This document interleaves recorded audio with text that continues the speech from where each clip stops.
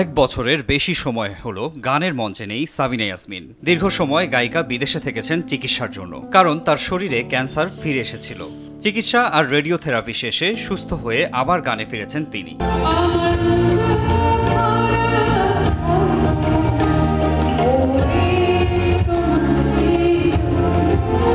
রাজধানীর একটি ৫ তারকা হোটেলে আমাদের সাবিনা ইয়াসমিন আমি আছি থাকবো শীর্ষক অনুষ্ঠানে গান পরিবেশনার মাধ্যমে এক বছরের বেশি সময় পর আবার মঞ্চে ফেরেন এই শিল্পী।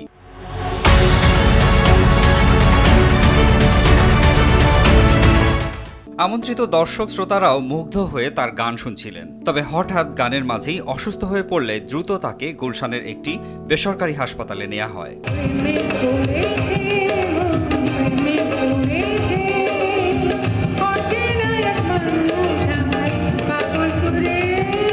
কণ্ঠশিল্পীর মেয়ে ফাইরুজ বাঁধন বলেন, দীর্ঘদিন পর আম্মু আজ মঞ্চে ওঠেন। তবে গানের মাঝপথে হঠাৎ অসুস্থ হয়ে পড়েন। আম্মুর মাথা ব্যথা শুরু হয়, পরে তৎক্ষণাৎ তাকে হাসপাতালে নেওয়া হয়।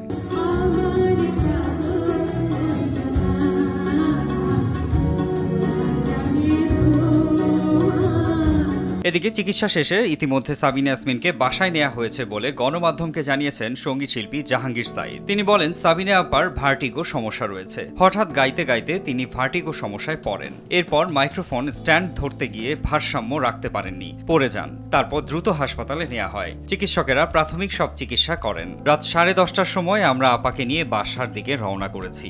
এখন আপা পুরোপুরি ঠিক আছেন।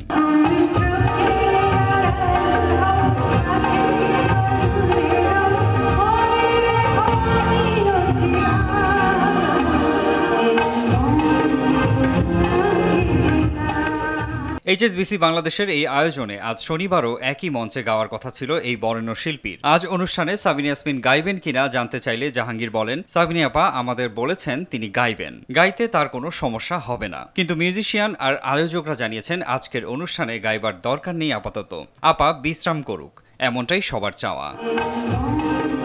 মারজান ইভান, RTV।